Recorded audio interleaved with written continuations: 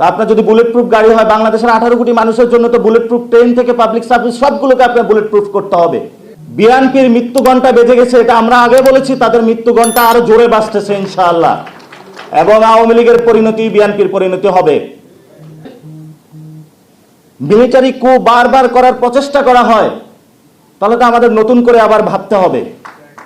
আপনারা জানেন 2001 থেকে 6 বাংলাদেশে এমন কোনো জগৎ ছিল না যেখানে দুর্নীতি করা হয় নাই। প্রত্যেকটা লোক দুর্নীতিতে হলো তারা বিপর্যস্ত হয়েছিল, নতুনভাবে হাওয়া ভবন তৈরি করা হয়েছিল, এবং এখন ওই যে লোকগুলো হাওয়া ভবনে ছিল, যে পিএস ছিল, যে টাকার বান্ডালগুলো সামাল দিয়েছিল, তারা আজকে নমিনেশন পাইতেছে। ইদানিং শুনলাম বুলেট প্রুফ গাড়ি কিনেছে তারা। তা আপনার যদি বুলেট প্রুফ গাড়ি হয়, বাংলাদেশের 18 কোটি মানুষের জন্য তো বুলেট প্রুফ ট্রেন থেকে পাবলিক সার্ভিস সবগুলোকে আপনার বুলেট প্রুফ করতে হবে।